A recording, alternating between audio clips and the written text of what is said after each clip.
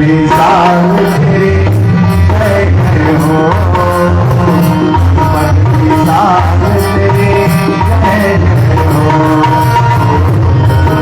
विशाल तेरे जय जय हो, विशाल तेरे जय जय हो।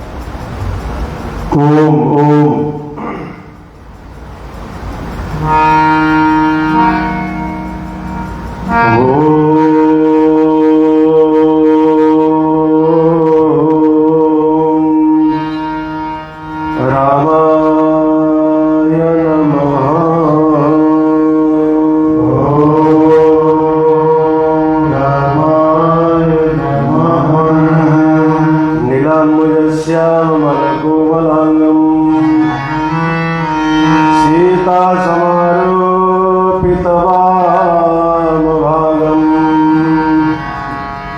पाणौ महासायक चारुचापम्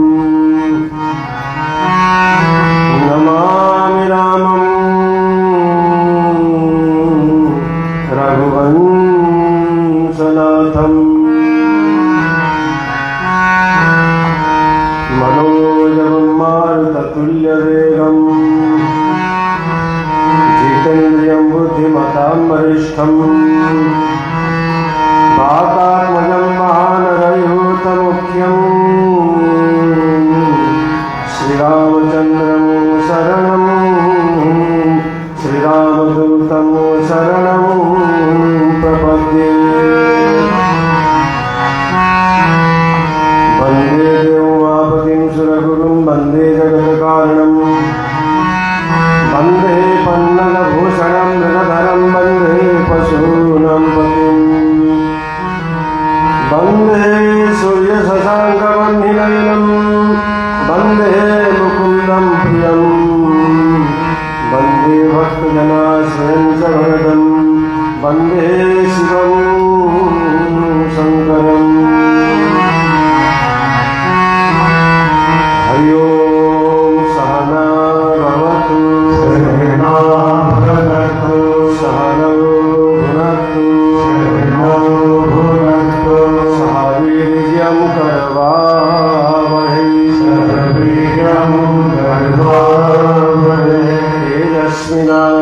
तेजस्विनावधीतमस्तु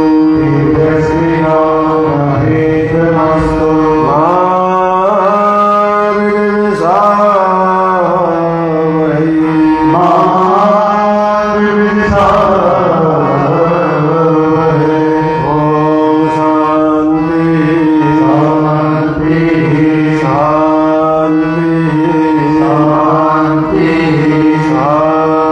शांति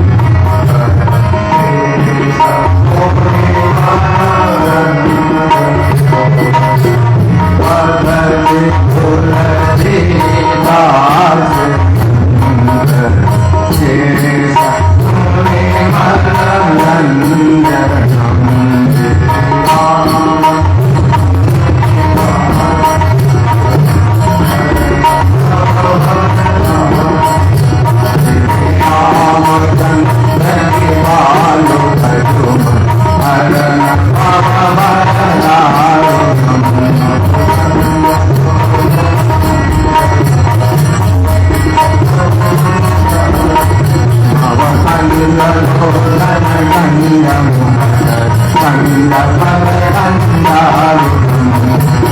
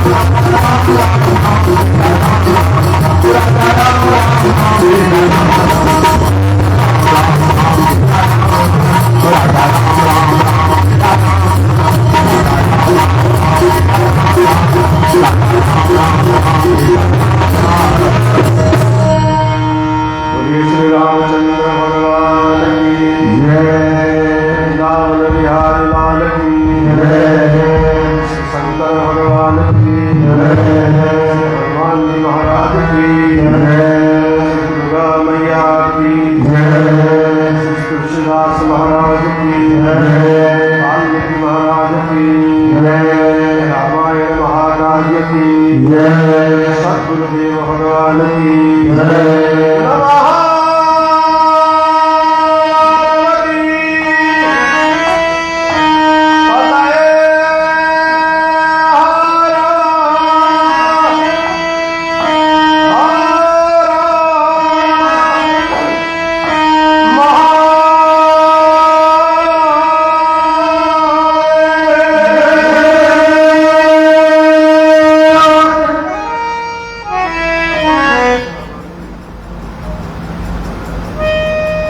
श्री गुरु महाराज जी के चरण वंदना करते हुए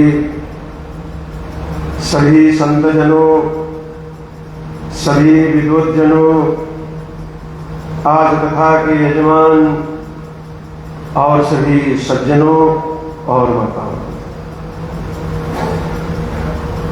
ब्रह्मलीन बाबा विश्वनाथपुरी जी के आशीर्वाद से शारदीय नवरात्र के पावन अवसर पर आप सभी सत्संग प्रेमियों के द्वारा आयोजित 9 दिवसीय श्री राम कथा का आज प्रथम दिन है और आप सभी कथा श्रवण करने जा रहे हैं।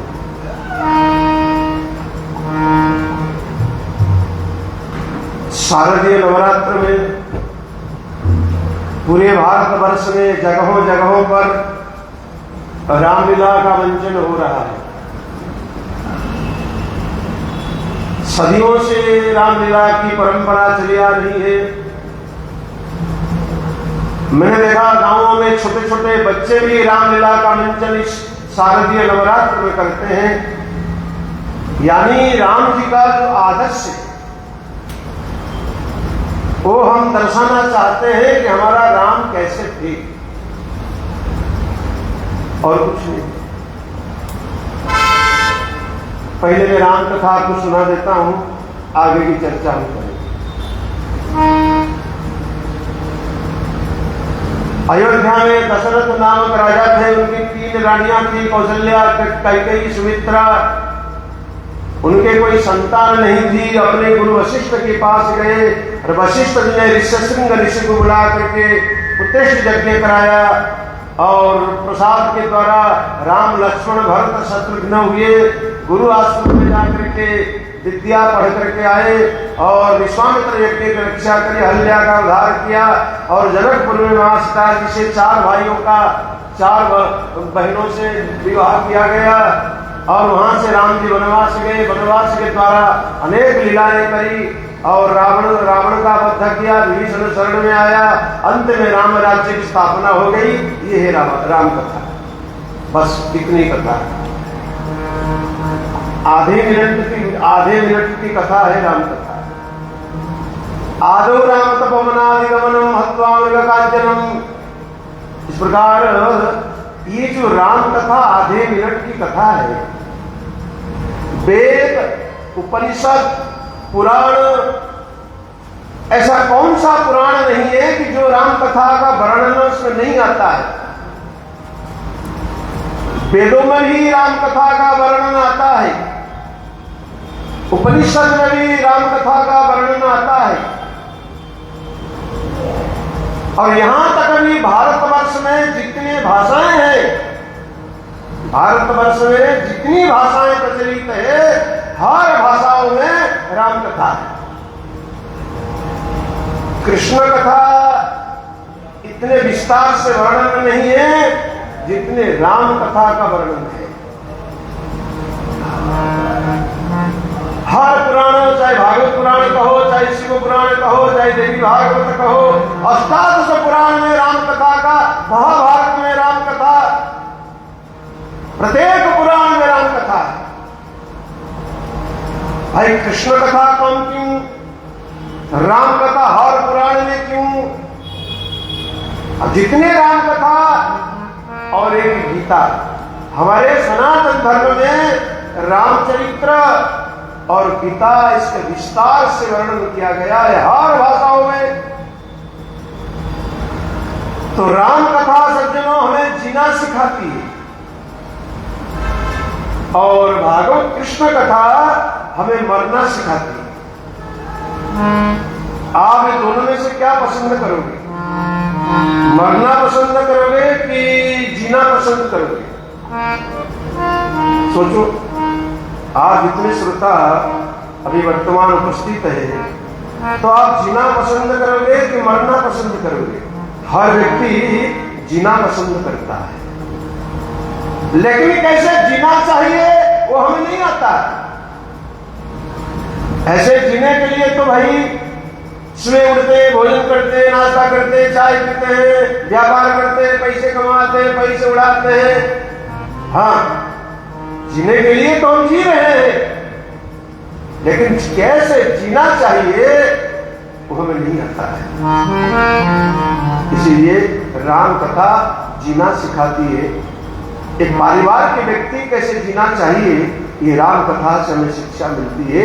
इसलिए राम कथा का विस्तार से वर्णन किया गया है, कहीं संक्षिप्त है, कहीं विस्तार से है। राम कथा के द्वारा समाज में एक शिक्षा दी जाती है कि तुम कैसे जीवन जियोगे। शास्त्रकार ने कहा, मित्र भयमय कुनंच सामान्यते पशु भी नरायण धर्मो ही तेषाम् अधिको विशेष धर्मेण हीना पशु भी समान। मनुष्य भी भोजन करता है, पशु भी भोजन करता है, पशु भी संतान उत्पन्न करते हैं, मनुष्य भी संतान उत्पन्न करता है। मनुष्य एक दूसरे से डरते हैं, पशु भी एक दूसरे से डरते हैं। मनुष्य भी सोता है, पशु भी सोता है, फिर दोनों में अंतर क्या है? अंतर इतना ही है कि धर्मो ही तेषाम् अधिको विशेष धर्मेण हीना पशु भी समान। मनुष्य धर्म के बारे में जानता है, धर्म क्या है, अधर्म क्या है। हम मंदिर आते हैं, मंदिर में क्या करने से दोष लगेगा, क्या करने से पुण्य मिलेगा, ये मनुष्य को ज्ञान है, पशु को ज्ञान नहीं है।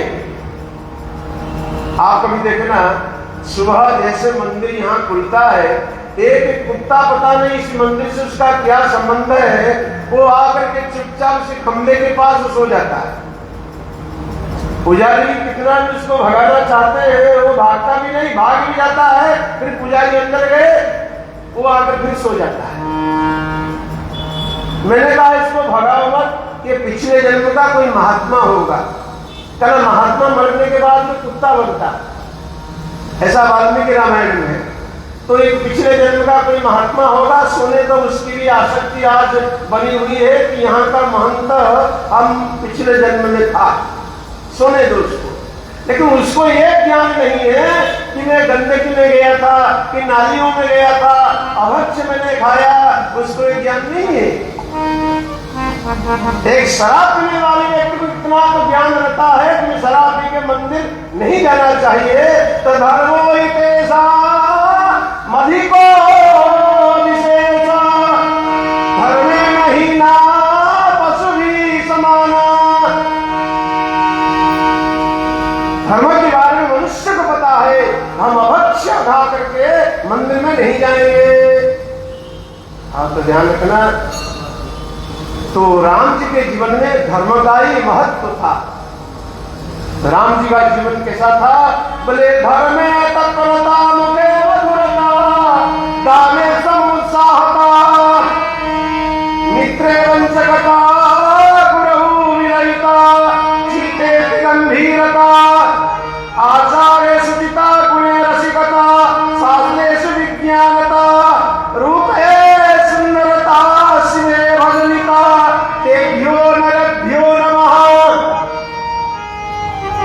राम जी के बारे में कहा गया धर्मे तत्परता।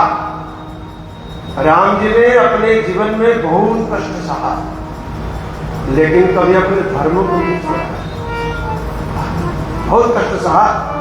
आगे आगे जैसे प्रसंग आएगा हम बताएंगे आपको, लेकिन उसने धर्म नहीं छोड़ा। जीवन में कितना भी कष्ट आए, जीवन में कितनी भी परेशानी आए, लेकिन धर्म नहीं छोड़ना। वाल्मीकि रामायण में राम जी के बारे में कहा है रामो विग्रहवान धर्म। राम स्वयं धर्म स्वरूप है, घर में तत्परता, मुखे मधुरता। राम जी के वाणी में मधुरता थी। हमारे वाणी में भी मधुरता होनी चाहिए। हाँ, बोलना मना नहीं है, बोलो, लेकिन ऐसी वाणी बोलिए। आगे क्या है? जम के झगड़ा हो, उससे मत लड़िए, तुमसे तगड़ा हो। वाणी है सुमुख है मधुरता। अच्छा, एक बात और ध्यान रखो ना, राम कथा तो मैंने सुना दी आपको आधे मिनट में, बाकी उसके विस्तार में कर रहा हूं।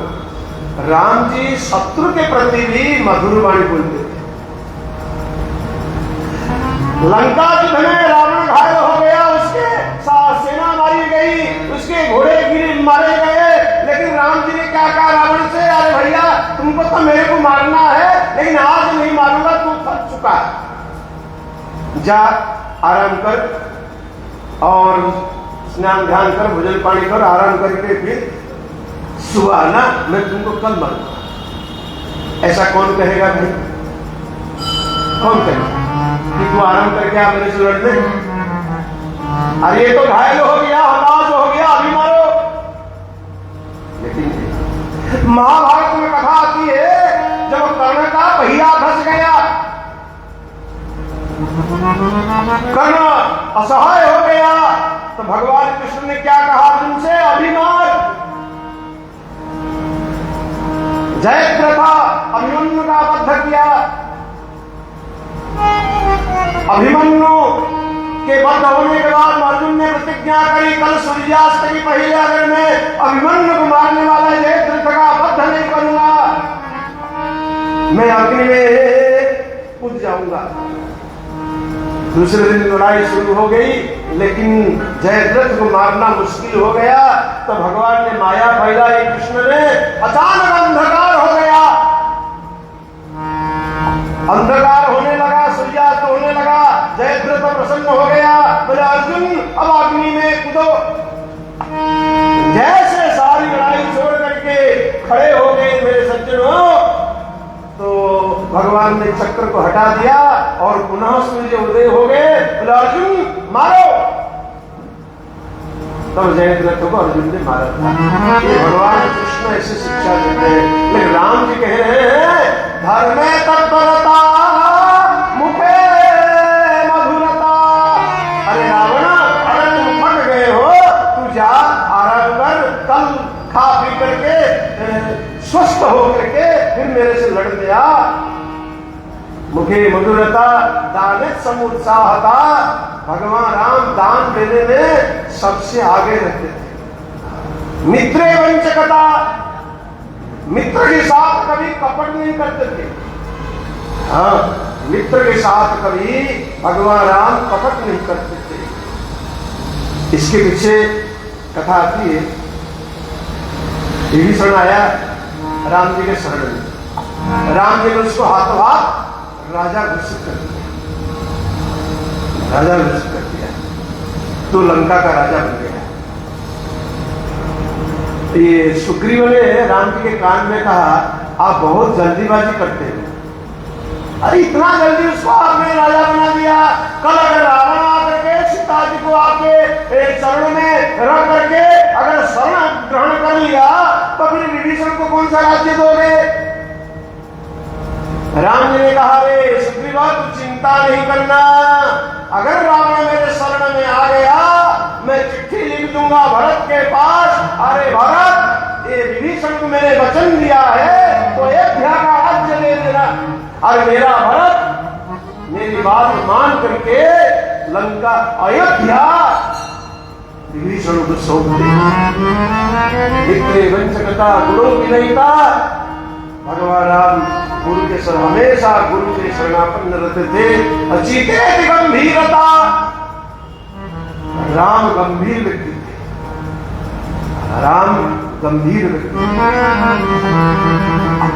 कुछ लोग ऐसे होते हैं, उनका अगर कोई बात कह दो ना, वो लोग ऐसे होते हैं, चाहे स्त्री हो चाहे पुरुष हो, मैंने अनुभव किया है कि कुछ लोग ऐसे होते हैं, स्त्री या पुरुष, उनको कोई बात कह दो ना, वो इतने गंभीर व्यक्ति है कि दो चार बात मिला करके जब तक दूसरे को नहीं बोलेंगे तब तक उसको चैन नहीं पड़ता। ऐसे लोगों से आपकी मुलाकात हुई है? मेरी तो हुई है, हाँ मेरी हुई है। ऐसे लोग समाज में शास्त्रीय है, पुरुष है, उनका भी कोई बात कह दो ना कि बात तुम किसी को बोलना नहीं, लेकिन वो क्या करेगा 10-5 बात और उसको जोड़ जाड़ करके उसका छंद कविता बना करके फिर वो दूसरे को बोले बिना रह नहीं सकता। आपके साथ ऐसा कभी हुआ? मेरे साथ तो होता रहता नहीं। हाँ, चिते की गंभीरता, चितने गंभीरता होनी चाहिए। गंभीरता, ये राम का जीवन है। चिते की गंभीरता, शिवे भजनिता। भगवान शंकर का भक्त, राम जैसे भक्त और संसार में कोई नहीं है। तेभ्यो नरेभ्यो नमः। ऐसे भगवान राम को हम सभी प्रणाम करते हैं। ऐसे राम का चरित्र हमारे समाज के लिए बहुत जरूरी है। ऐसे राम का चरित्र, और राम चरित्र समाज के लिए क्या है और हमारे जीवन के लिए क्या है और परिवार के लिए क्या है। दाही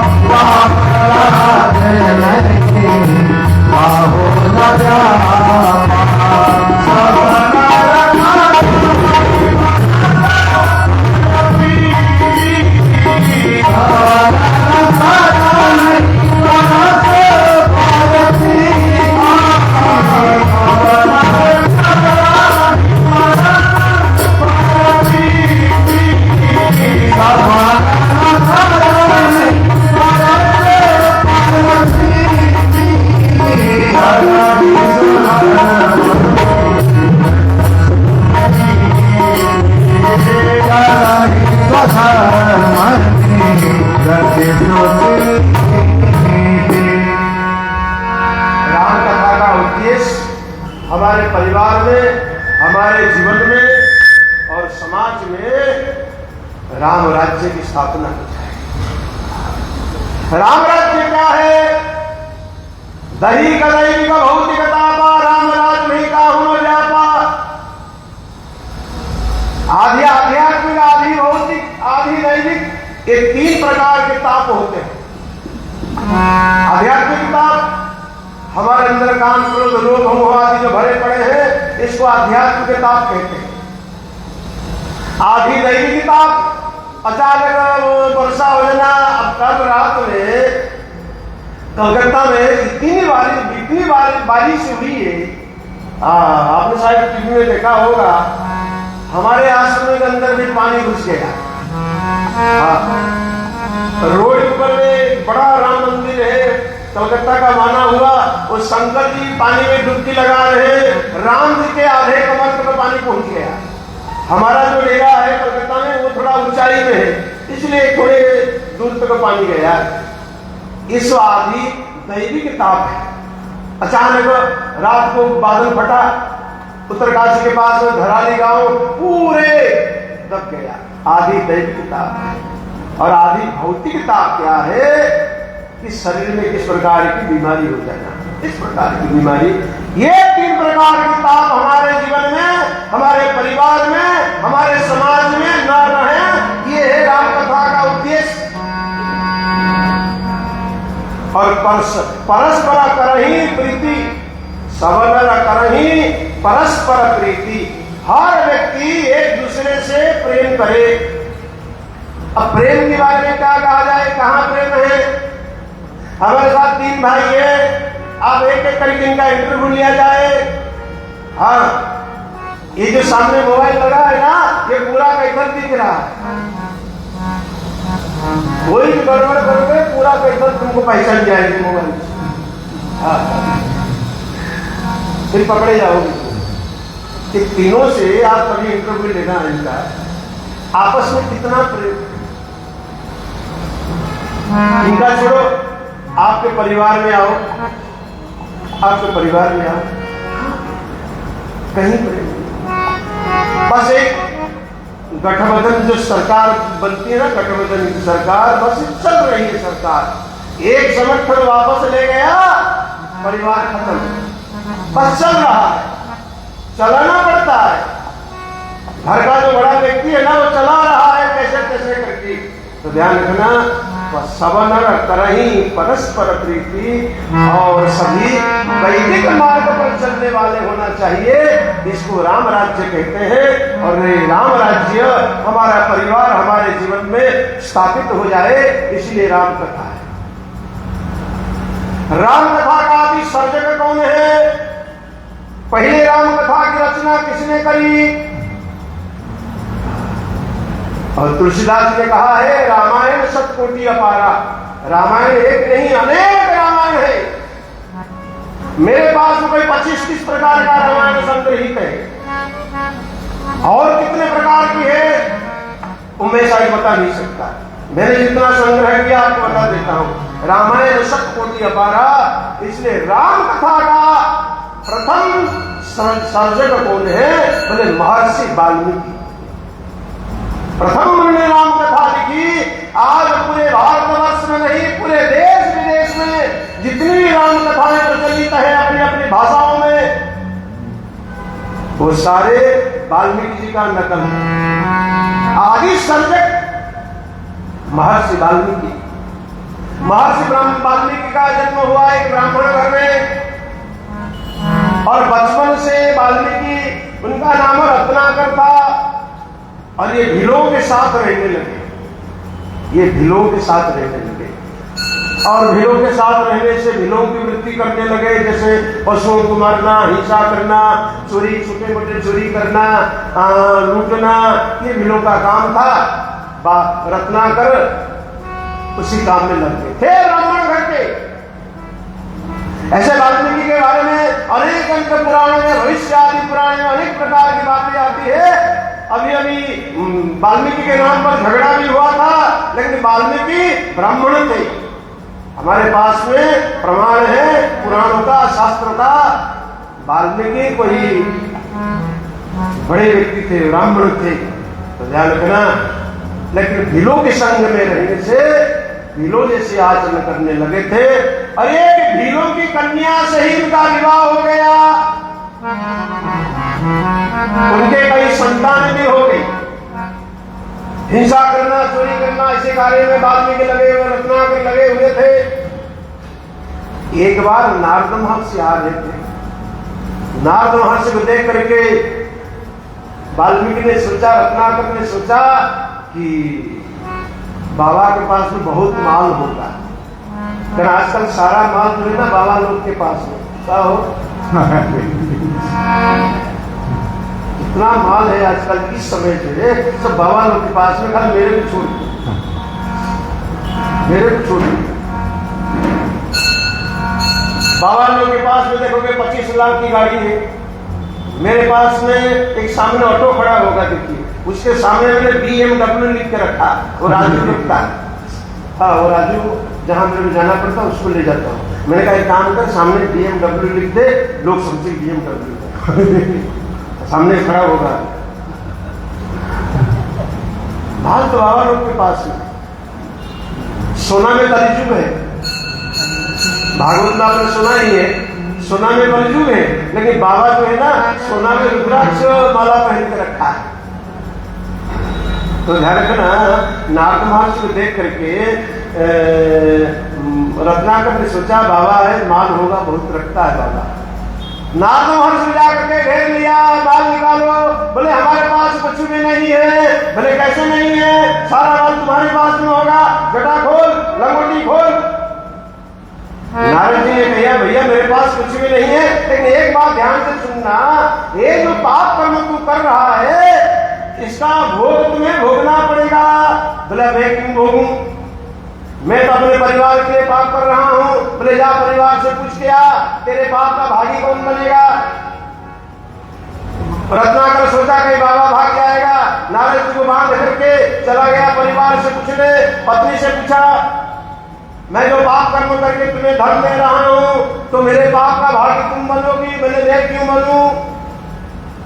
पुरुष का काम है स्त्री की व्यवस्था देखनी है, तो मैं क्यों बनूं? पिता माता से पूछा, मेरे पाप का भागीदार बोले हम क्यों बने? हम तुम्हारा पालन किया था और तुम हमारा पालन करोगे, ये नियम है। बच्चों से पूछा, मैं जो पाप कर्म करके तुम्हारे लिए धन ला रहा हूं, इसका भागी तुम लोग बनोगे, बोले हम क्यों बने? अभी हमारा पालन पोषण करोगे, बुढ़ापा में हम आपका पालन पोषण करेंगे, आपके पाप से हमें कोई लेना देना नहीं।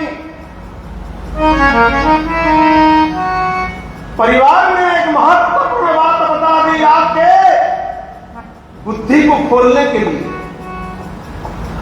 हम जो पाप कर्म कर रहे हैं, सोच रहे हैं परिवार भागी होगा, आपको ही भोगना पड़ेगा। धन संग्रह कर रहे हैं, परिश्रम करना चाहिए धन के लिए, जहां तक हो परिश्रम करो, दिन रात परिश्रम करो, दिन रात परिश्रम करो। लेकिन पाप कर्म के द्वारा अगर हम धन संग्रह कर रहे हैं, तो उससे पाप का जो परिणाम है वो हमें ही भोगना पड़ेगा। पूरे परिवार ने रत्नाकर से कहा, ये भाई साहब एक दिन मेरे से पूछ रहे थे, बोले हम तो भैया गाना बजाना करते हैं, तबला बजाते हैं, भजन गाते हैं, हम तो कोई पाप तो करते नहीं है। मैंने कहा सबसे बड़ा पाप तुम ही कर रहे हो। बोले कैसे? बोले तबला उतार के बजा रहे हो। वो भाई साहब हम कौन सा पाप करते, हम तो रामायण पाठ करते हैं, पाठ तो करते हो, लेकिन मजीरा को धीरे धीरे बजाते हो, तो पाप हुआ कि नहीं हुआ? और आप हंसो मत, आप सुर क्या देना चाहिए, आप सुर कहां दबा दे तो फंस जाए, ये भी पाप कर रहे हैं। तो पाप कर्म से हमारा भागीदार कोई नहीं है। गुरु का पाप गुरु भोगेगा, शिष्य का पाप शिष्य भोगेगा, पिता का पाप पिता भोगेगा, पुत्र का पाप पुत्र भोगेगा, पत्नी का पाप पत्नी भोगेगी। कोई किसके पाप का भागीदार नहीं है। वहां सुनकर के रत्नाकर की बुद्धि खुल गई और लौट कर नारद जी के चरण में गिर पड़ा। आप बताओ मेरे पापों से मेरी मुक्ति कैसे होगी? बोले राम राम जपो, राम राम। लेकिन इसने जीवन में इतना पाप किया था, उसके मुंह से राम शब्द नहीं निकला, उल्टा निकला, मरा मरा मरा मरा मरा। लेकिन 3 बार मरा कहोगे ना तो 2 बार राम निकलता है। आप अभी बैठे बैठे कर लो, 3 बार मरा मरा कहोगे, 2 बार राम शब्द निकलता है। उल्टा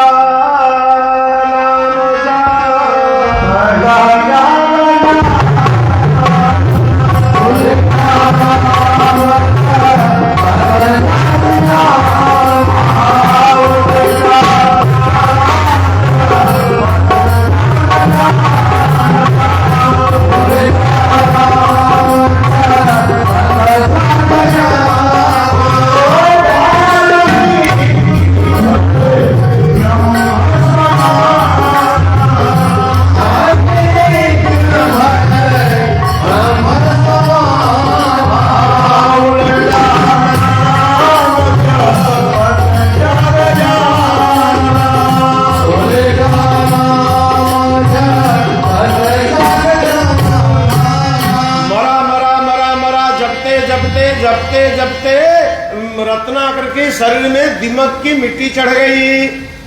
एक बात और ध्यान से सुनना, ये जो वाल्मीकि हम जाति से जोड़ते हैं ना, वाल्मीकि कोई जाति नहीं है,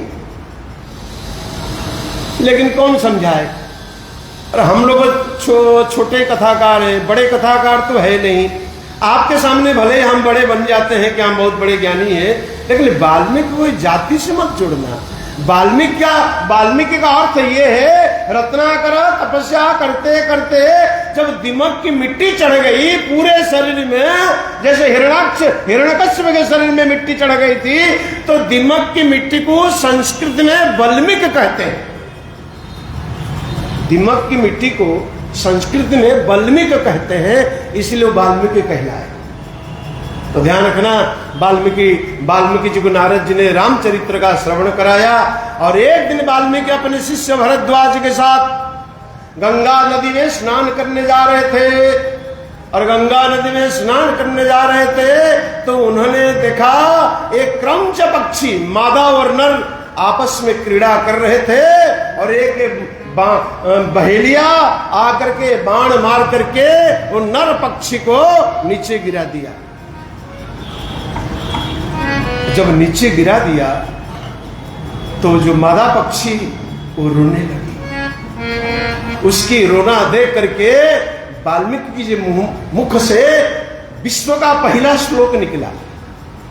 विश्व का काव्य का पहला श्लोक निकला वाल्मीकि जी मुख से। मां निषादत्व प्रतिष्ठा त्वमगम शाश्वती समः यत क्रंच मिथुनादेक ममधि काम मोहितम। हे ये पहला श्लोक विश्व का ये वाल्मीकि मुंह से अचानक निकल गया। वो मादा पक्षी को रोता हुआ देख करके मां निषाद तमगम प्रतिष्ठा, हे निषाद तुम्हें जीवन में कभी यश प्रतिष्ठा कुछ नहीं मिलने वाला है। तुमने ये क्रंच जुगल पक्षियों से एक तुमने नर पक्षी को जो मार दिया। और यही श्लोक से ही राम कथा शुरू हुई और 24,000 श्लोक वाला वाल्मीकि रामायण वाल्मीकि जी ने रचना करी। आगे कभी ऐसा समय आएगा तो हम जो है वाल्मीकि रामायण आपको जरूर सुनाएंगे। उसकी तैयारी कर रहे हैं। वाल्मीकि रामायण 24,000 श्लोक वाला वाल्मीकि रामायण वाल्मीकि जी ने लिखा। लेकिन ये कलियुग जब आने वाला था वाल्मीकि ने कुछ ऐसी बातें लिखी है कि कलियुग में इसका उल्टा अर्थ होगा। कारण कलियुग में पढ़े लिखे लोग नहीं रहेंगे, कम पढ़ने वाले जानने वाले रहेंगे। इसलिए वाल्मीकि के श्लोक को अर्थ लगा नहीं पाएंगे। इसलिए अपार संसार सागर को सुगम नौका लयो कली कुटील जीव निस्तार हेतु वाल्मीकि तुलसी भयो। रामायण हमारे पास बहुत है। अध्यात्म रामायण, वाल्मीकि रामायण, भावार्थ रामायण, आनंद रामायण, कृतिवासा रामायण, कंब रामायण, बिलंका रामायण, विचित्र रामायण, दांडी रामायण, कई रामायण हमारे पास में है। कथा अलग अलग है। मेरे बड़े भाई साहब मेरे से कई गुना विद्वान हैं, वो कहा करते थे देखो कथा पर मत जाओ। कथा हर पुराण में, हर रामायण में कथा अलग अलग है राम जी का। हर युग में, हर कल्प में राम जी हुए हैं, इसलिए राम जी की कथा अलग अलग है। कथा को अलग करके राम ही मुख्य है। वो हमारे महात्मा लोग कहते हैं ना, वो बूंदिया के लड्डू चाहे टेढ़ी हो चाहे बेड़ी हो, जिधर से भी खाओगे ना उधर से मिठाई ही लगेगा। तो राम जी का चरित्र कोई कैसा भी सुना है, लेकिन राम जी ही इसमें मुख्य है। तो ये तुलसीदास बने वाल्मीकि जी। कली कुटील जीवन निस्तार हेतु, कलियुग में जीवों का उद्धार करने के लिए वाल्मीकि तुलसी भयो। तुलसी जी ने रामायण जो लिखी है वो रामायण में ऐसा कोई प्रसंग नहीं है जो हमारे मन को द्वंद्व में डाल दे। लेकिन वाल्मीकि रामायण में कुछ ऐसा प्रसंग है जो अपने आप को द्वंद्व में डाल देता है। ये कैसे हुआ? राम जी ऐसा कैसे कर सकते हैं? और वाल्मीकि रामायण ही मुख्य रामायण है। और जितने भी रामायण पूरे भारतवर्ष में, विश्व में प्रचलित है, वो वाल्मीकि रामायण का ही नकल है। और गोस्वामी तुलसीदास का जन्म हुआ उत्तर प्रदेश बांदा जिला में चित्रकूट में, और जन्म के समय में उनके 32 दांत था। और जब जन्म हुआ उनके मुंह से राम शब्द निकला और मूल नक्षत्र में उनका जन्म हुआ। और उनकी मां 10 दिन में गुजर गई, दासी ने पालन किया, दासी भी गुजर गई। और नरहरियाचार्य जी के पास जाकर विद्या अध्ययन किया और उन्हें बनारस में भी विद्या अध्ययन किया और चित्रकूट में रहे। और हनुमान जी के द्वारा चित्रकूट में राम जी का दर्शन हुआ। चित्रकूट के घाट पर भई संतन के वीर, तुलसीदास चंदन घिसे तिलक देत रघुवीर। और वहीं से बनारस आए और 1631 31 संवत में राम कथा लिखी और राम कथा के प्रारंभ में और गोस्वामी जी ने 7 श्लोक से मंगलाचरण किया है। कोई भी ग्रंथ, किसी भी कोई भी कवि अगर रचना करता है तो उसके पहले मंगलाचरण करता है। मंगलाचरण के द्वारा अपने इष्ट देवी देवताओं का चिंतन करता है, इष्ट देवी देवताओं का चिंतन करता है मंगलाचरण के द्वारा। जिसका जो इष्ट है, जिसका जो इष्ट है वो अपने मंगलाचरण के द्वारा पहले उनके, जैसे आप सुबह उठते हो, जो आपका इष्ट है, कोई हनुमान जी को मानता है, कोई दुर्गा जी को मानता है, कोई शंकर जी को मानता है, कोई श्याम बाबा को मानता है। हमारे श्याम बाबा जल्दी आने वाले हैं नवंबर में। हाँ, तो जो जिसको मानता है उसमें उनका चिंतन करता है। इस प्रकार गोस्वामी जी ने मंगलाचरण किया। वर्णानामृत संघानम रसानम छंदसामपि मंगलानम चक्रतारौ वंदे वाणी विनायकौ भवानी शंकरौ वंदे श्रद्धा विश्वास रूपिणौ याभ्यम विना न पश्यन्ति सिद्धा स्वांत स्तनेश्वरं हरि नाना पुराण निगमागम सम्मतम यत् रामायणे निगदितं क्वचिदन्यतोऽपि स्वांत सुखाय तुलसी रघुनाथ गाथा भाषा निबंधमति मंजुल मातनोति।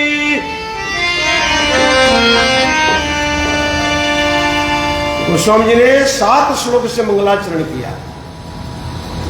भागवत में व्यास जी ने 3 श्लोक से मंगलाचरण किया।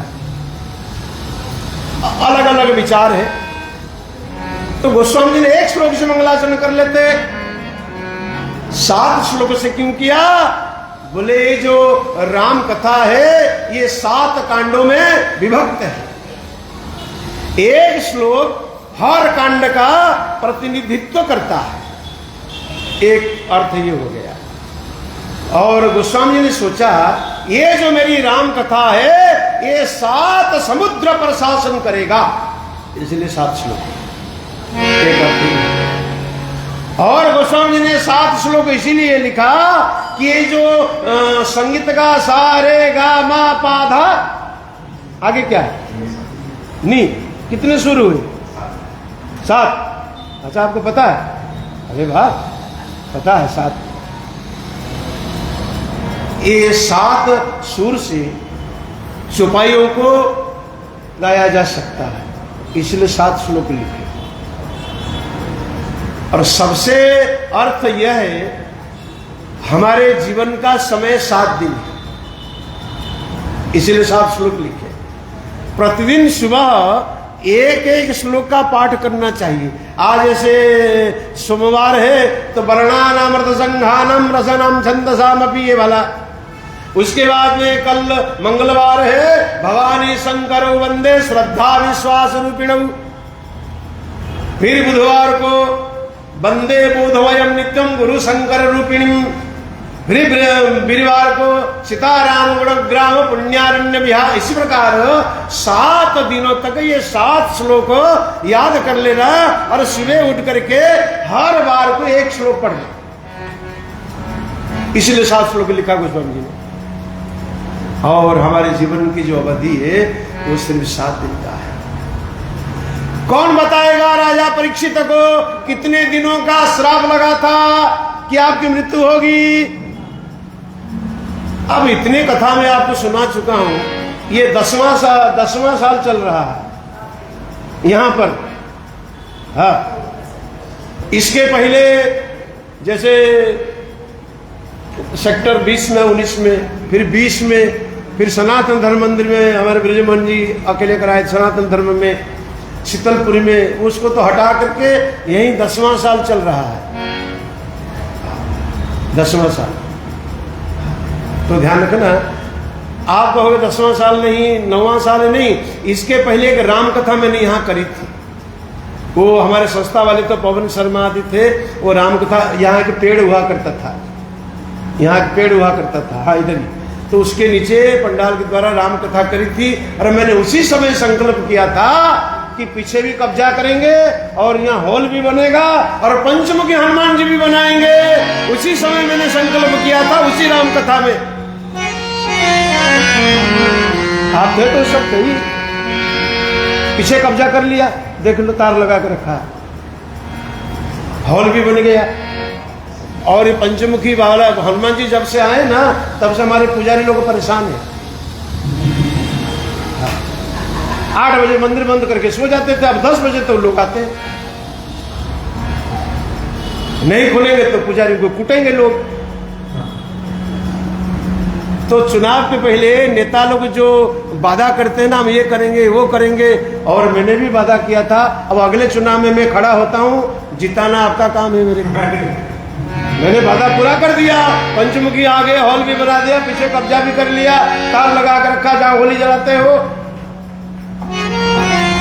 तो ध्यान रखना, ऐसे करते हुए कई कथा हो गई। तो परीक्षित को कितना दिन का श्राप लगा था? 7 दिनों का, कि 7वें दिन तुम्हें पर तक्षक डसेगा और तुम्हारी मृत्यु होगी। जीवन का 7 दिन है, इसके अलावा कुछ भी नहीं है जीवन में। इसीलिए गोस्वामी जी ने 7 श्लोक लिखा।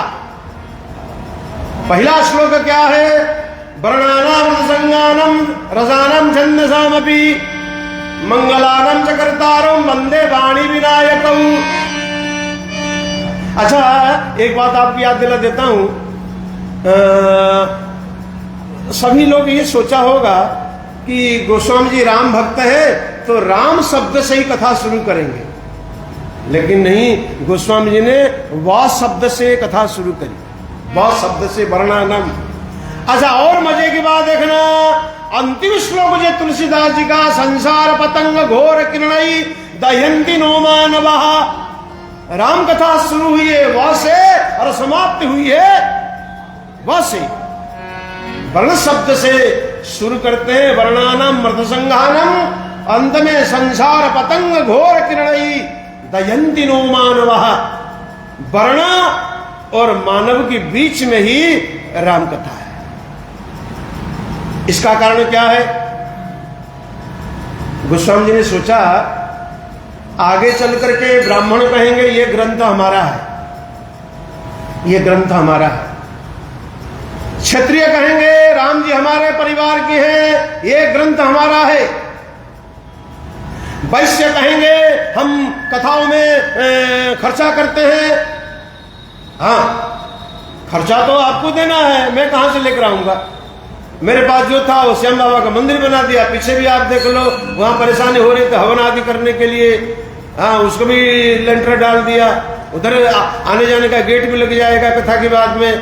हाँ, उधर से जो लोग आते हैं इधर आने, ये गेट में आने की जरूरत नहीं, इस गेट से आएंगे।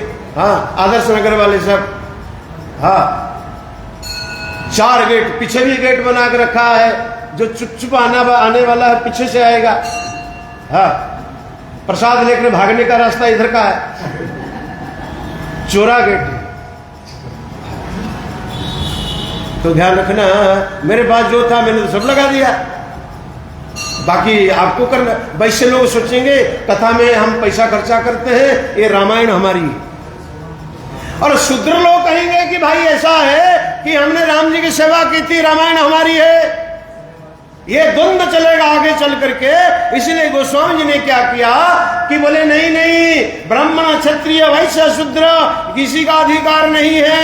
हमारा जो ये रामायण है वर्ण और मानव, हर मानव के लिए, हर, चाहे वो अंग्रेजी हो, अंग्रेज हो, चाहे भारतीय हो, चाहे पाकिस्तानी हो, चाहे बांग्लादेशी हो, चाहे वो जापानी हो, चाहे चाइने वाला, कोई भी मानव जो व्यक्ति होगा उस पर रामायण का अधिकार होगा। दहयंती नो मानवः, अंत में मानवा शब्द आया है। और जिसको मानव बनना है, जिसको मानव बनना है, उसको रामायण को आत्मसात करना पड़ेगा।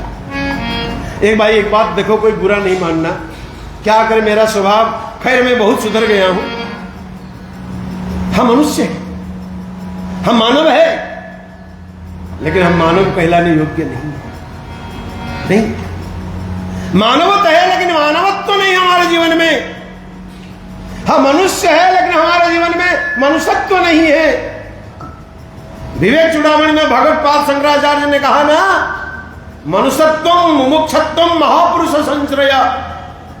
सबसे 3 हमारे जीवन के लिए बहुत जरूरी है, मनुष्यत्वम मुमुक्षत्वम महापुरुष संश्रया। हम मनुष्य तो है, हम मानव तो कहलाते हैं, लेकिन हमारे अंदर मानवता नहीं है।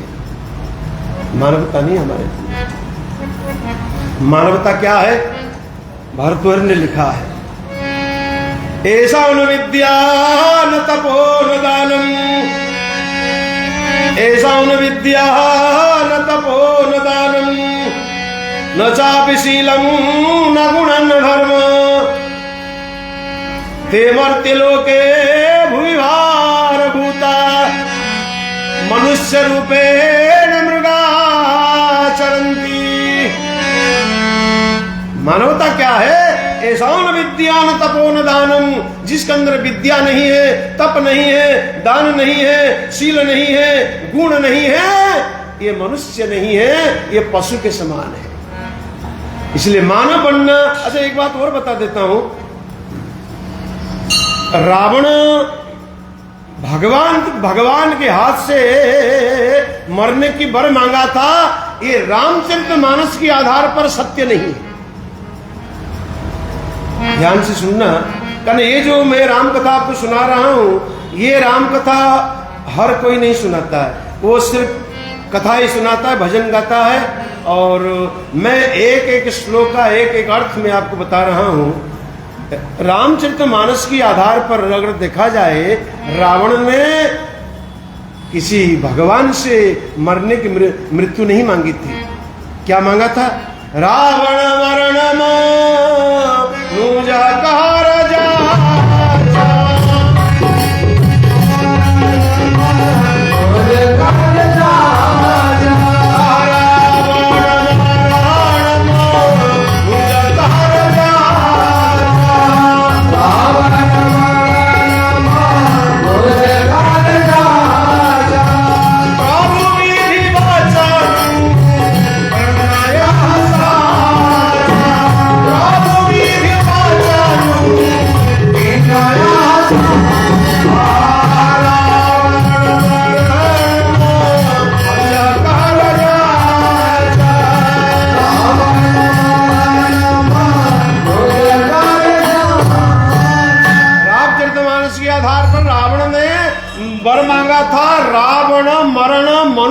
जाता मुझे कोई मनुष्य मारे। वो कैसा मनुष्य? जिसके अंदर एसान विद्यान तपोन दानम, जो मनुष्य ऐसा होना चाहिए जिसके अंदर विद्या तप ज्ञान दान, ऐसे व्यक्ति एक चरित्रवान व्यक्ति मारे। अभी दशहरा आ रही है, भगवान राम ने रावण का उद्धार किया था। अच्छा, आप जगह जगह देखा होगा दशहरा के रावण के पुतला जलाते हैं, आपने देखा सुना होगा, बड़े बड़े पुतला लाकर जलाते हैं। लेकिन ये पता नहीं है हम बेचारे को क्यों जलाते हैं। त्रेता युग में रावण क्या किया था? सीता जी का अपहरण किया था, इसीलिए तो जलाते हो ना, और किसी लिए जलाते हो। लेकिन जिस दिन रावण आकर खड़ा हो जाएगा, रावण को मारने वाला कौन थे? राम जी थे। राम जी कैसे थे? चरित्रवान व्यक्ति थे, चरित्रवान व्यक्ति। और एक दिन वो समय आएगा, मैं भविष्यवाणी कर रहा हूं, रावण आकर खड़ा होगा जलाने वालों के सामने, और रावण कहेगा, हाँ, मेरे को वही व्यक्ति मारेगा जो राम जैसा चरित्रवान हो, नहीं तो मेरे को आग मत लगा, मैं तुम्हारी आग लगाऊंगा। आएगा वो समय, आ रहा है, समय आ रहा है। अगर ऐसा हो जाए तो क्या होगा भाई? रावण अगर खड़ा हो जाए कि मेरे को राम जैसा चरित्रवान व्यक्ति आग लगाएगा, अब कहां से ढूंढोगे? हाँ, चरित्रवान व्यक्ति तो क्यों जलाते? ये जलाएगा।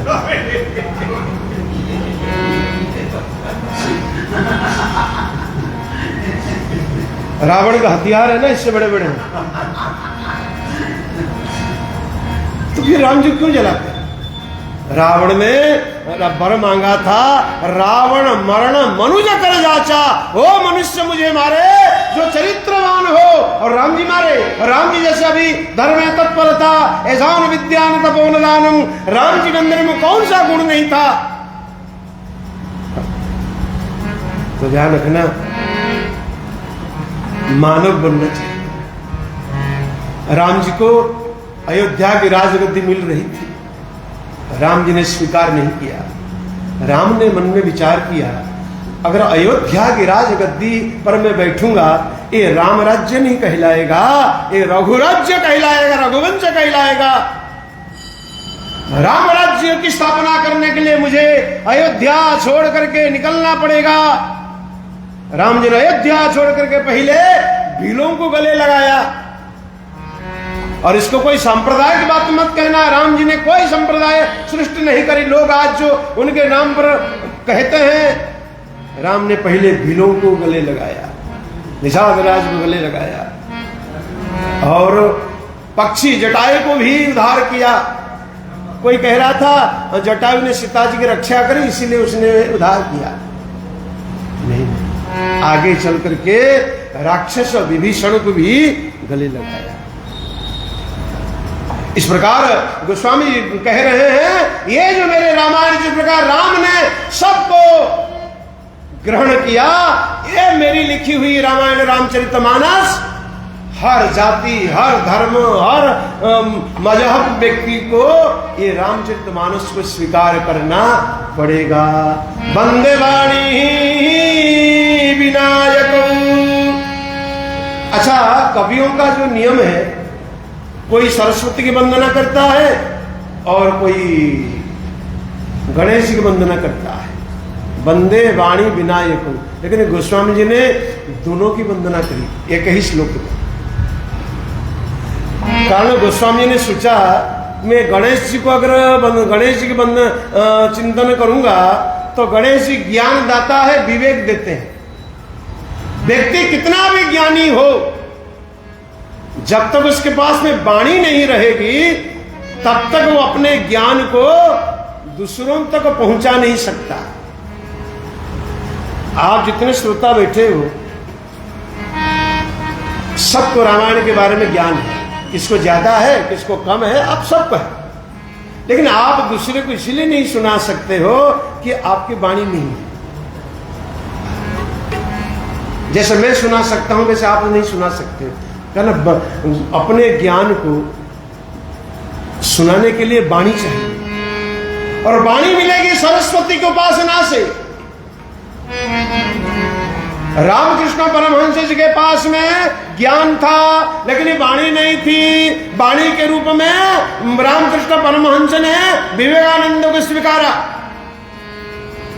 रामकृष्ण परमहंस का ज्ञान और विवेकानंद की वाणी दोनों मिल करके पूरे विश्व में क्रांति फैला दी।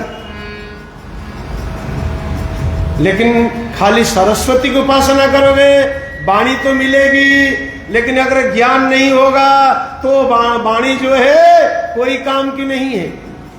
इसलिए वंदे वाणी विनायक। हम सभी मिलकर के वाणी मां सरस्वती की वंदना सभी मिलकर के करते हैं।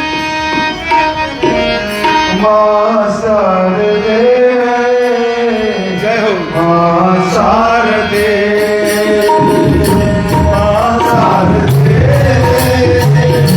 मां शारदे,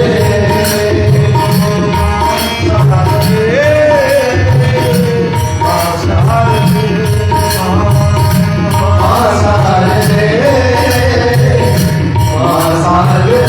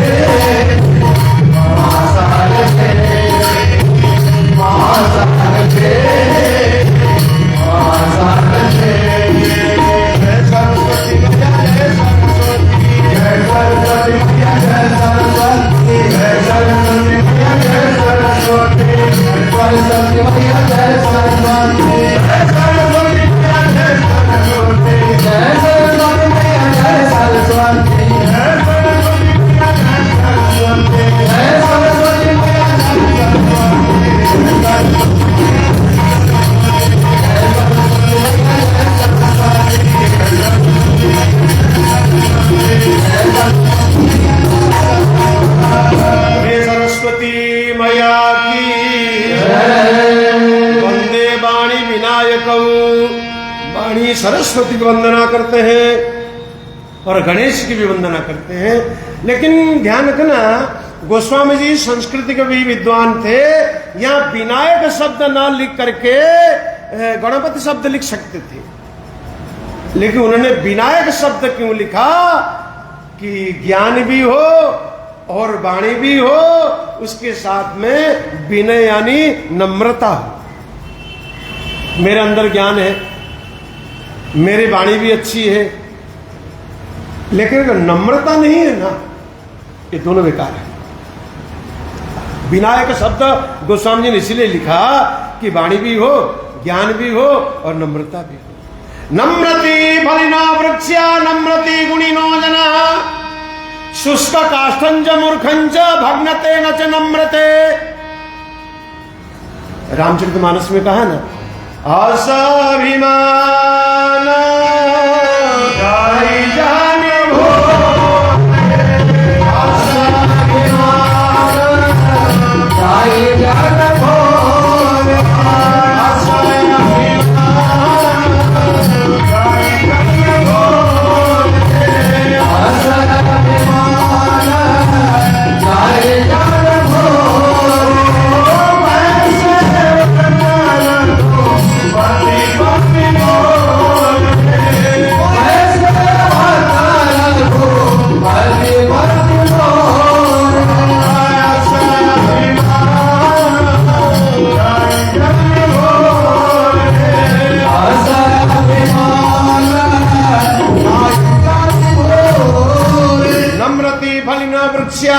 इसलिए विनायक शब्द को स्वामी जी ने लिखा कि ज्ञान भी हो और वाणी भी हो और नम्रता भी हो।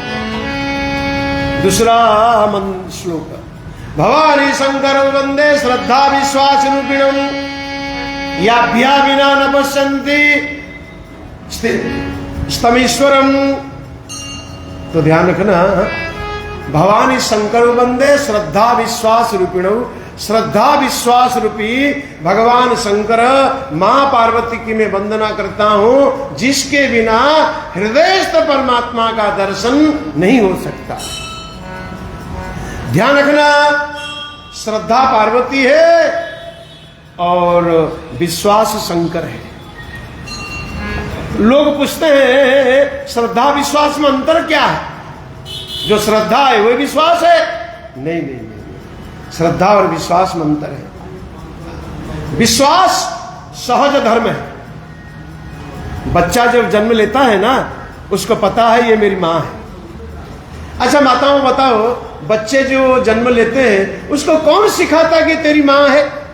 हाँ, ये सिखाना पड़ता, ये तेरा बाप है, ये तेरा चाचा है, ये तेरा मामा है, ये तेरा चाची है, ये तेरी बहन है, ये तुम्हारा बुआ है, ये तुम्हारा फरना है, ये तुम्हारा ठिकाना है। लेकिन कोई नहीं बताया आज तक ये तुम्हारी माँ है। कौन बताया भाई? कौन बताया? माँ के बारे में तो कोई नहीं बताया तुम्हारी माँ है। बाप के बारे में बताइए तुम्हारा बाप है। हाँ, इसका लड़का तो 2 साल तक इसको पहचान नहीं पाया कि मेरा बाप है। इसको हंसने की क्या बात है? जो सही है वो कह रहा हूं। मेरे को समस्या बताया आकर के, बोला मेरे को बाबा जी बोलता है, बोला बाबा जी मेरा बेटा मेरे को पहचानता नहीं है कि मैं इसका बाप हूं।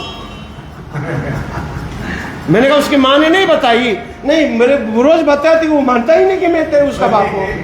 क्या करें अब हम? मैंने कहा उसके शरण में जाओ, वो तंत्र मंत्र करेगा। लेकिन कोई नहीं बताया कि तेरा माँ है। कल हम जन्म लेते हैं, हमें पूरा विश्वास है ये मेरी माँ है। विश्वास सहज धर्म है। भगवान शंकर का जन्म नहीं होता है, अपने शिव पुराण में सुना है, अजन्मा है। तो विश्वास का जन्म नहीं होता, विश्वास अजन्मा है। और श्रद्धा घटती बढ़ती है। अभी मेरे प्रति आपकी श्रद्धा है, हाँ श्रद्धा है। कल किसी कारण से आपको कोई पता, आपको कोई बात सुनने को मिलेगी, अरे महाराज तो बेकार है, फिर आपकी श्रद्धा घट जाएगी। अरे सर, फिर आपको पता चलेगा नहीं नहीं नहीं महाराज तो बहुत अच्छा है, ये लोगों ने इनके नाम पर इसे बदनाम करके रखा है, फिर श्रद्धा बढ़ेगी, फिर घटेगी।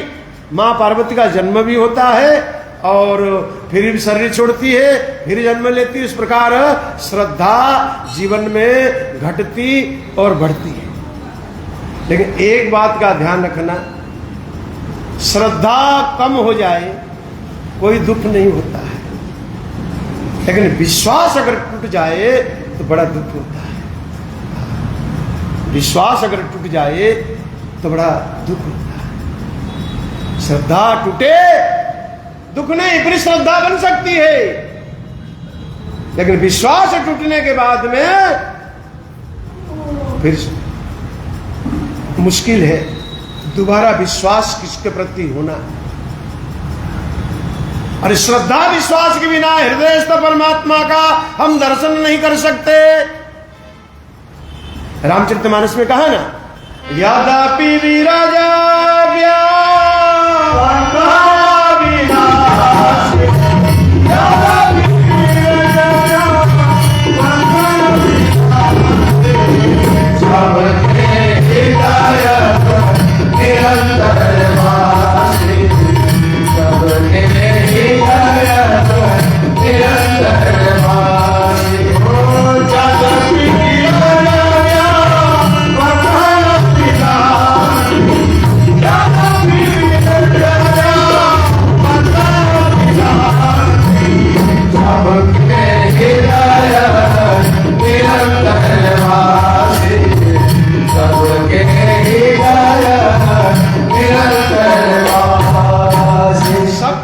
परमात्मा है सबके हृदय, लेकिन हमें पता नहीं चलता।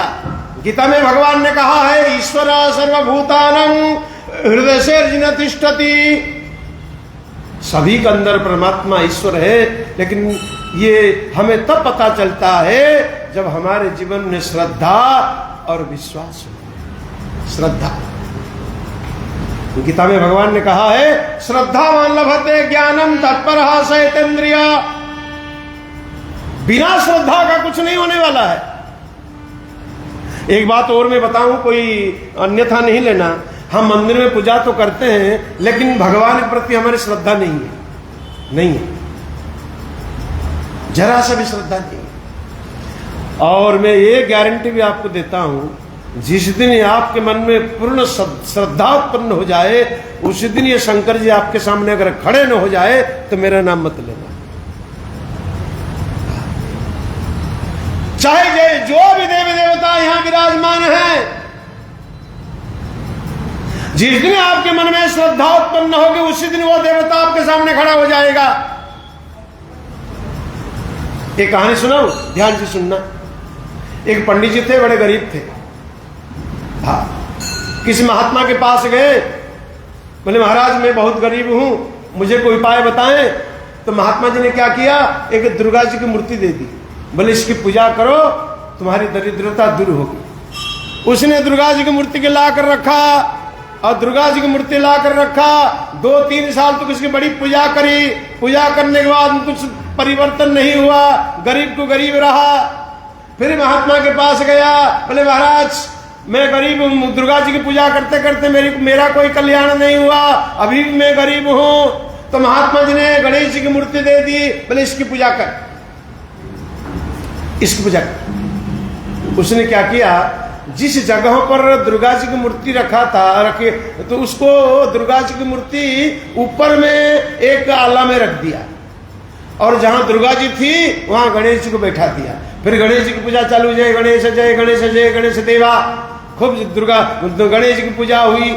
और एक दिन क्या किया, गणेश जी का आरती उतार करके अगरबत्ती लगाया था, अगरबत्ती का धुआं ऊपर उठ रहा था, तो इसने सोचा ये दुर्गा जी जो मेरे लिए कुछ नहीं किया है, मेरे गणेश जी का धुआं ये क्यों सूंघेगी।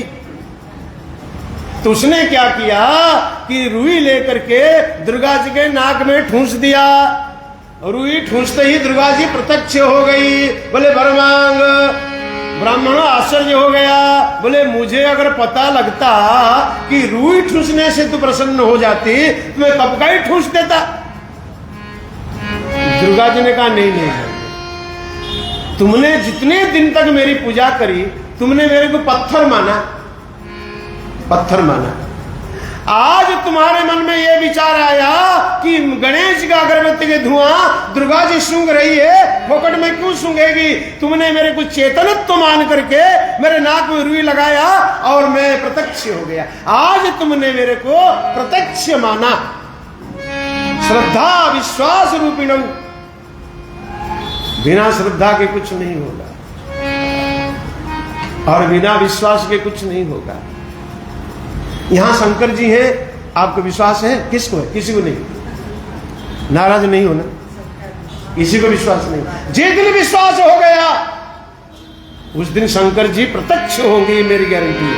ये जो शंकर जी यहां बैठे हैं ना, देखने में छोटे हैं लेकिन काम ये बड़े बड़े कर देते हैं। देखने में छोटे हैं लेकिन काम बहुत बड़े बड़े करते हैं। जिसको अनुभव है उसको अनुभव है। ऐसे लोग यहां नहीं आते हैं, लेकिन जिस दिन विश्वास परिपक्व हो जाए, श्रद्धा परिपक्व हो जाए, ये हृदय में ही भगवान का दर्शन हो जाए। वंदे बोधमयं नित्यं गुरु शंकर रूपिणी यामाश्रित ही वक्रवी चंद्र सर्वत्र वंदते। शंकर रूपी गुरु के शरण में जाओ। गुरु कैसे होना चाहिए? बोले शंकर की तरह। शंकर के माथे पर चंद्रमा बैठा हुआ है, वो भी टेढ़ा चंद्रमा, आधा चंद्रमा, पूरा नहीं है। लेकिन वो शंकर जी के शरण में जाने के कारण ये टेढ़ा चंद्रमा भी शंकर जी के साथ में पूजा पाता है। जीवन में हम कितने भी पाप कर्म करें, जीवन में हम कितने भी अन्याय करें, अगर शंकर जैसे गुरु के शरण में चले जाएं तो हमारे भी पूजा शुरू हो जाएगी। वंदे मोधमयं नित्यं गुरु शंकर रूपिणी यामाश्रित ही वक्रवी चंद्र सर्वत्र वंदते। सीताराम गुणग्राम पुण्यारण्य विहारिणौ वंदे विशुद्ध विज्ञानौ कवीश्वर कपीश्वरौ। शंकर जी का चिंतन करने के बाद में कवीश्वर और कपीश्वर, वाल्मीकि का चिंतन करते हैं गोस्वामी जी, और कपीश्वर माने हनुमान जी का चिंतन करते हैं। हनुमान जी का चिंतन और वाल्मीकि जी का चिंतन एक कथा का आदि सर्जक है। वाल्मीकि मैंने अभी कहा था रामायण का आदि सर्जक है, और हनुमान जी प्रथम सेवक है। हनुमान जी जैसा सेवा करने वाला कोई नहीं था। हनुमान जी जैसा सेवक कहां है? सेवा धर्म को अगर कोई प्रचार किया है वो हनुमान जी महाराज। लंका युद्ध के बाद में राम जी आए, राम राज्य की स्थापना हो गई, और राम जी अयोध्या में आए और हनुमान जी आए, सभी वानरों की विदाई हो गई, हनुमान जी रह गए राम जी के सेवा में। ध्यान रखना मेरे सज्जनों, सीता जी ने क्या किया, और कांपी निकाल करके सभी की सेवा अलग अलग बांट दी। लक्ष्मण का, शत्रुघ्न का, भरत का, मेरा, इसका सब सेवा बांट दी। हनुमान जी के लिए कोई सेवा नहीं रही। हनुमान जी आकर राम जी से कहने लगे, प्रभु मेरे नाम तो कट गया सेवा से, सीता जी ने लिस्ट बनाई तो मेरा नाम ही नहीं रखा, मैं क्या सेवा करूं आपकी, और आपकी सेवा के बिना मैं तो जिंदा नहीं रह सकता। तो राम जी बोले ऐसा कर, अगर ये लोग कोई सेवा नहीं दे रहा है ना, तो जब मैं जम्भाई लूं ना तो चुटकी बजाएगा, ये सेवा तुम्हारी। रात्रि के समय में जैसे मां सीता के अंतपुर में राम जी गए तो हनुमान जी भी पीछे पीछे गए, और सीता जी ने रोका, तू कहां जा रहा है अंतपुर में? बोले राम जी रात को जब जमाई ले गए तो चुटकी तो मैं ही बजाऊंगा ना, तो मेरे को वहां बैठना पड़ेगा। अरे ऐसे कैसे हो सकता, तो अंतपुर में कैसे जाओगे, चल बाहर चल। सीता जी ने डांट के भगा दिया। तो हनुमान जी ने क्या किया, भगवान का जो अंतपुर था उसके छत पर चले गए। फिर हनुमान जी को शंका हुई कि भाई राम जी जम्भाई कब लेंगे, क्या करें, कब मैं चुटकी बजाऊं, मेरा सेवा जो मुझे मिली है ये तो खंडित हो जाएगा। लेकिन वहां छत पर बैठ करके रात भर चुटकी बजाते रहे, श्री राम जय जय राम, श्री राम जय जय राम। और वो चुटकी बजा रहे हैं और राम जी जम्हाई पर जम्हाई ले रहे हैं, जम्हाई पर जम्हाई ले रहे हैं। सारे अयोध्यावासी, सारे परिवार, सारे राज परिवार के लोग आश्चर्य हो गए, कौन सी बीमारी आ गई, राम जी की जमाई रुक नहीं रही है। जितने राजवद्य आए सभी आए, लेकिन फिर भी जमाई नहीं रुकी। अंत में नारद जी आए, बोले अरे भाई हनुमान जी कहाँ हैं, पता लगाओ। तो हनुमान जी को पता लगाया, तो हनुमान जी छत पर बैठ करके श्री राम जय राम चुटकी बजा रहे हैं। तो जैसे नारद जी ने जाकर हनुमान जी को रोका, चुटकी बजाना बंद हुआ और राम जी की जमाई बंद हो गई। सेवा धर्म को अगर कोई प्रकाश किया है, सेवा धर्म, सेवा क्या है? हम तो एक गिलास पानी दे करके 4 बार बोलते हैं। कई माता, आप नहीं, आप बहुत अच्छे हो, आप हमारे श्रोता हो, आपको नहीं कह रहा हूं, कुछ माताएं ऐसी होती है ना, थोड़ी सी सेवा करने के बाद में 50 बार उल्हाना भी देती है, हमने तुम्हारे लिए किया, हमने ये किया। आप नहीं, आप अच्छे हो।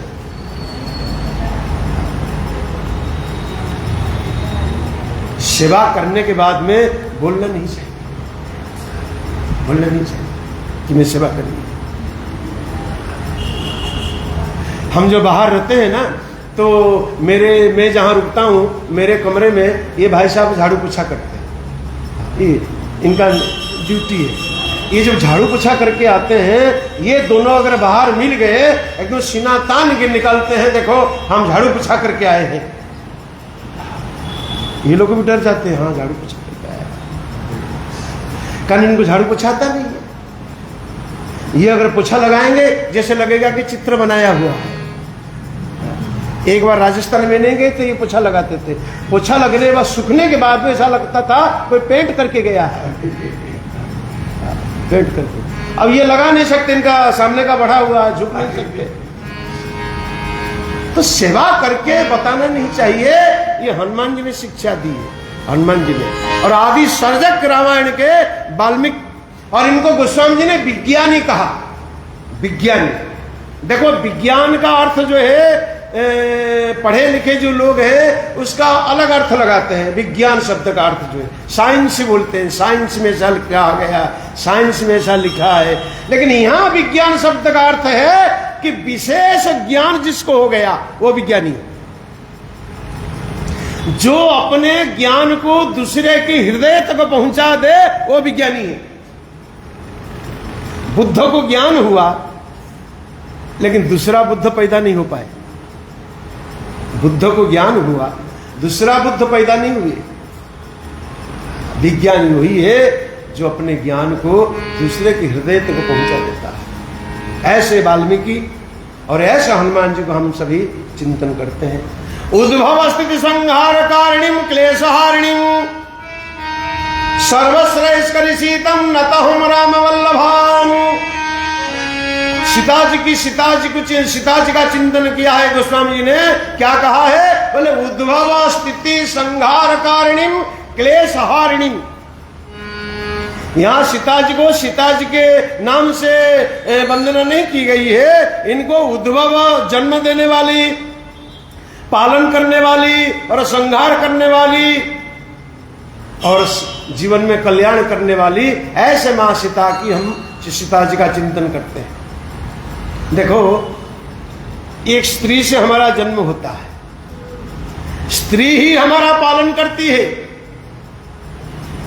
और अंत में स्त्री के कारण ही ये शरीर नष्ट होता है। उद्भव स्थिति संहार कारिणी भागवत में और शिव पुराण आदि में अन्य अन्य पुराण में प्रकृति से सृष्टि हुई है। ये संसार जो दिख रहा है ये प्रकृति से सृष्टि हुई है। गीता में भगवान ने कहा ना, प्रकृते क्रियमाणानि गुणे कर्माणि सर्वश अहंकार विमूढ़ात्मा कृता हमिति मन्यते। तो मां सीता क्या है कि जन्म देने वाली, पालन करने वाली और संहार करने वाली, ऐसे मां सीता की हम वंदना करते हैं। तो ध्यान रखना, येन माया वशवर्त विश्वम अखिलम ब्रह्मादि देवासुरा, जिसकी माया से ब्रह्मादि देवता भी बंधन में पड़े हुए हैं, सब बंधन में पड़े हैं। सो माया सब जगही न सो माया सब जगही न सो माया सब जगही न सो माया सब जगही न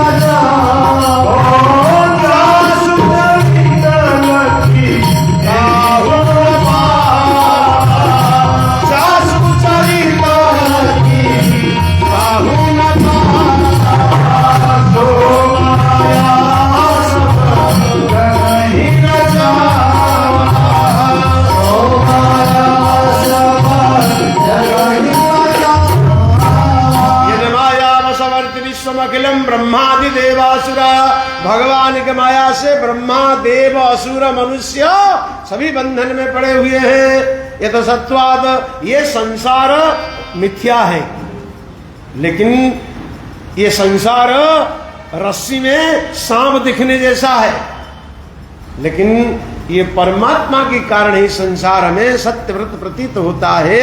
ये संसार रूपी सागर से पार पाने के लिए ये भगवान राम के चरण रूपी नौका का आश्रय लोग है। ये संसार सिंधु रूपेण मीन रूपेण मानवा, जंजाल जाल रूपेण काल रूपेण धीवरा। ये संसार एक समुद्र है, संसार के समुद्र में ये मनुष्य डूब रहा है।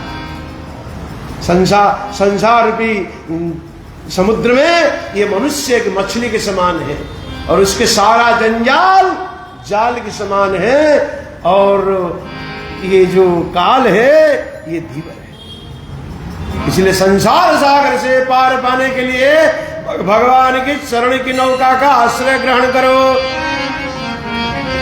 नाना पुराण निगमागम सम्मतम यत् रामायणे निगदितम कुचिदन्यतोपि। गोस्वामी जी कहते हैं, जब पहले से इतनी रामायण लिखी हुई है, फिर मेरे को एक रामायण और लिखने का मतलब क्या है? लेकिन नाना पुराण निगम गम सम्मतम यत्, विभिन्न प्रकार पुराण आगम निगम तंत्र आदि अन्य ग्रंथों से मैं संग्रह करके ये रामायण लिखी है। मैंने रामायण क्यों लिखी? वाल्मीकि रामायण है, आनंद रामायण है, अनेक रामायण है, और ये रामायण मैंने क्यों लिखी? बोले स्वांत सुखाय तुलसी रघुनाथ गाथा, अंतकरण की सुख के लिए मैं ये रामायण लिखी। गोस्वामी जी कहते हैं, वक्ता के लिए नियम बनाए गोस्वामी जी ने। वक्ता अगर कथा कहे अंतकरण की सुख के लिए, गोस्वामी जी कहते हैं मैं अपने लिए नहीं लिखा, मैं अपने अंतकरण की सुखी करने के लिए ही कथा लिखी। और आगे गोस्वामी जी कहेंगे वाणी को पवित्र करने के लिए मैं कथा करता हूं। और अंत में कहते हैं मैं अपने मन को बोध करने के लिए कथा कहता हूं। वक्ता के लिए 3 नियम है। कथा करे संत सुखाय, अपने सुख के लिए कथा करे, मन को सुख मिले। और वाणी पवित्र करने के लिए आपको कथा कितने समझ में आ रही है नहीं आ रही है वो अलग बात हो गई, लेकिन मैं जो 3.5 घंटा आपको सुना रहा हूं, मेरी वाणी पवित्र हो रही है, मेरी वाणी पवित्र हो रही है। अगर कथा भी नहीं करता, वहीं बैठ के वो मोदी जी ने ऐसा किया, राहुल गांधी ने वैसा किया, सुरजेवाला ने वैसा किया, वो मुख्यमंत्री ने वैसा किया, ऐसे वो कहता बोलता। और क्या करते हैं? या मोबाइल देखते हैं। हाँ, मोबाइल में क्या देखते हैं? वही देखते हैं। हाँ, कलकत्ता पानी में डूब गया, मेरे फोन आया कि कलकत्ता में बहुत पानी, कलकत्ता डूब रहा है। मैंने कहा कम से कम 20 फुट पानी से डूबना चाहिए। हाँ, ये सब करता है। लेकिन ये जो 3.5 घंटा 4 घंटा मैं आपके सामने कह रहा हूं, आप कितने समझते हो, मेरे समझ में क्या आता है नहीं आता है, लेकिन राम राम मुंह से निकलने से मेरी वाणी पवित्र हो रही है। और कथा गोस्वामी जी कहते हैं, मैं किसी दूसरे को नहीं सुना रहा हूं, अपने मन को सुना रहा हूं कि मेरे को क्या करना चाहिए और क्या नहीं करना चाहिए। अंतकरण की सुख के लिए कथा होनी चाहिए। अरे भाई, दूसरे को सुख वही दे सकता है जिसके अंदर में स्वयं सुख है। अच्छा, एक बात ध्यान से सुनना, आप जितने श्रोता बैठे हुए हो, आप अपने परिवार में या समाज में जहां भी आते जाते हो, किस किस को आपने सुख दिया है? मुझे तो नहीं। देखो भाई, मैं भी पुराना हूं आपके सामने, आप भी मेरे सामने पुराने हो, लेकिन आपने किसको सुख दिया? नहीं दिया हो। आप ऐसे हाँ भी करोगे ना, मैं मानने वाला भी नहीं हूं। आपने आज तक किसी को सुख नहीं दिया। किसी को क्यों नहीं दिया? आप कहोगे नहीं, हम तो दिया, सुबह पराठा बना के दिया, चाय बना के दी। ये पराठा बना देना, चाय बना देना, ये कढ़ी चावल बना देना, ये मतलब ये कोई सुख नहीं है।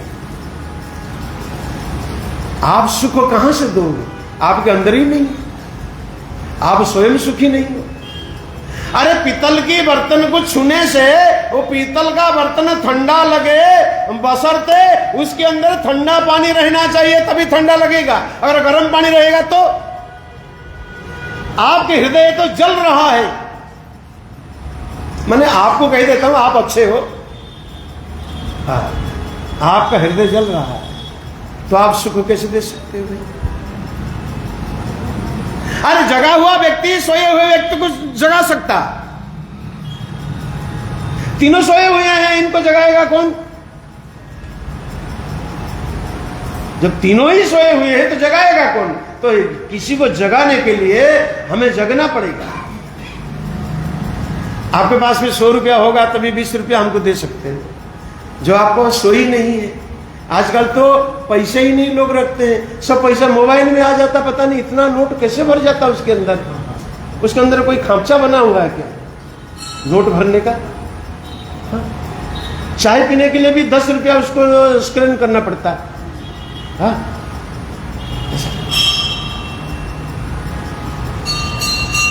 अब मैं तो थोड़े दिनों के बाद में वो स्क्रीन वाला है ना, 2-4 दीवार में चिपकाने वाला हूं। हाँ, हाँ, अभी थोड़ा मैं व्यस्त हुई, मंदिर सब बन जाए, काम हो जाए, इधर का गेट बन जाए, तभी 2-4 स्कैनर ला करके दीवार में चिपकाऊंगा। कहना बहुत लोग, मेरे को पता चला कि जो लोग मंदिर आते हैं उनके पास पैसा नहीं होता है, कम से कम 10 रुपया तो स्कैन कर दे। हाँ, हम भी कम चालाक नहीं है, हम भी दिमाग दौड़ाते रहते हैं। तो आपके पास होगा तभी ना दोगे आप। हाँ, बंधे में पड़ा हुआ व्यक्ति दूसरे को मुक्त कैसे करा सकता? एक पंडित जी भागवत कथा वांच रहे थे और जो है एक व्यक्ति कथा सुन रहे थे। तो कथा के अंत में आया कि 7वें दिन यजमान के लिए विमान आता है। अच्छा, विमान आता है? तो उसने पंडित जी को बुलाया, घर में बुला कि पंडित जी आप मेरे को कथा सुनाइए और विमान बुलाइए, कितना खर्चा लगेगा? बोले 11,000। पंडित जी 11,000 लिए और कथा सुनाए, लेकिन विमान कहाँ आया? अगर विमान आता तो आप लोगों में कब का भेज देता। विमान नहीं आया तो यजमान ने पूछा पंडित जी विमान नहीं आया? बोले 11,000 में विमान आता है?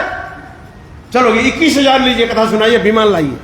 21,000 लिए पंडित जी, कथा सुनाए, विमान नहीं आया। बोले पंडित जी विमान नहीं आया। बोले 21,000 में विमान आता है? 51,000 लगा, 51,000 निकाल दिया। बोले कथा सुनाइए।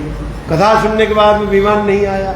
जजमान नाराज हो गया और पंडित से लड़ने लगा, या तो विमान लाइए यानी मेरे से जितनी दक्षिणा लिए हैं ब्याज सहित तो वापस करिए।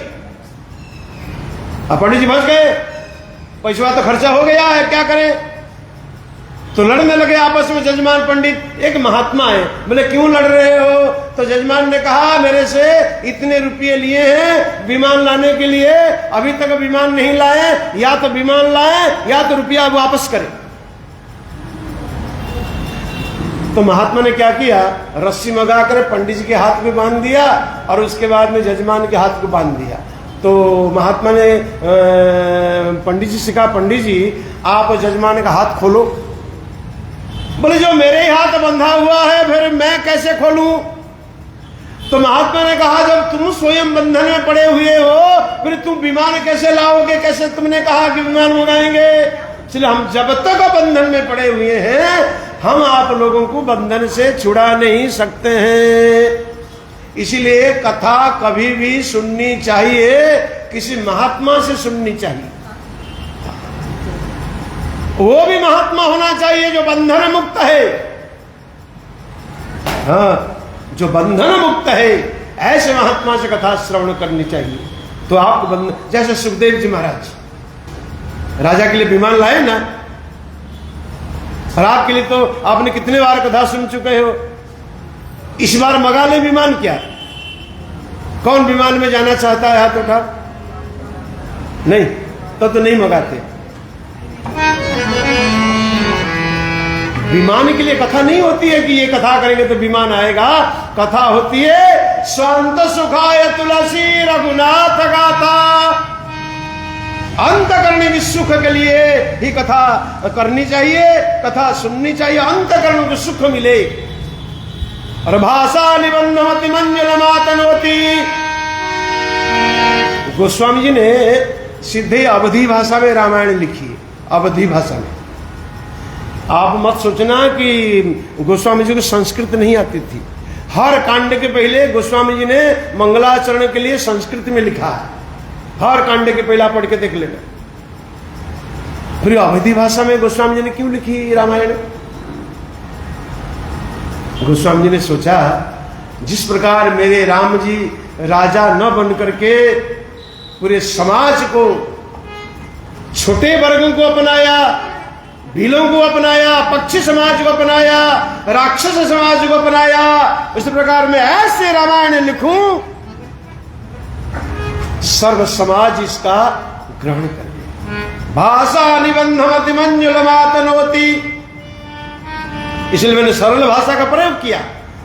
आपको याद होना चाहिए काशी में विद्वानों ने विरोध किया, बोला संस्कृत में बिना लिखे रामायण का कोई महत्व नहीं है, तुम्हारा रामायण कोई काम का नहीं है। बड़े बड़े विद्वान ने विरोध किया। लेकिन भगवान विश्वनाथ के सामने नीचे रामचरितमानस रखा गया, सारे ऊपर में वेद वेदांत रखा गया,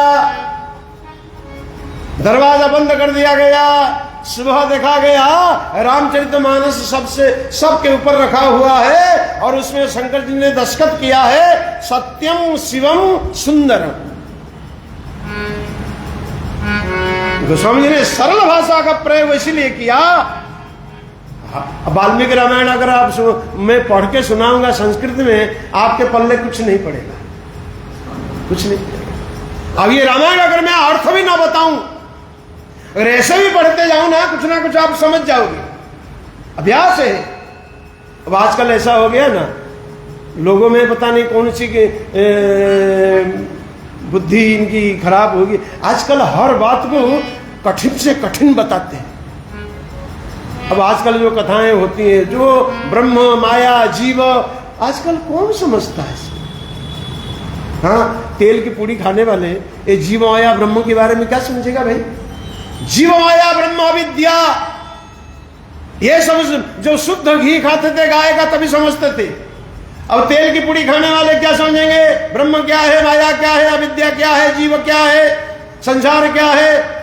कहां समझ में आएगा? ये तेल की पूड़ी खाने वाले जो शुद्ध गाय का घी खाता था वही समझता था कि जीव ब्रह्म, वेदांत वही समझता था। अब इस समय में कठिन से कठिन बातों को सरल से सरल समझाया जाए तभी लोगों के, अच्छा जो संत होते हैं ना वो सरल बोलते हैं और जो विद्वान होते हैं वो कठिन बोलते हैं। अब आजकल ऐसा ही प्रबंध चला है, कठिन से कठिन बताओ। एक सामने बंगला था, एक व्यक्ति अंदर गया, लिखा दाहिने में जाओ, दाहिने गया, फिर लिखा था बाएं जाओ, फिर बाएं गया, फिर लिखा था ऊपर जाओ, फिर ऊपर गया, फिर बोला बगल में जाओ, फिर बगल गया, फिर लिखा था इस बगल में जाओ, फिर इधर गया, फिर लिखा था छत पर जाओ, फिर छत पर गया, फिर लिखा था नीचे जाओ, फिर नीचे आया, फिर लिखा था दाहिने तरफ जाओ, फिर दाहिने तरफ गया, फिर लिखा था अरे तू इधर उधर क्या भटक रहा है, बाहर निकल। आज की कथा है। तब तो कुछ नहीं, तब तो कुछ नहीं है, सिर्फ। और आजकल तो देखो कोई बुरा नहीं मानना, आजकल तो देखो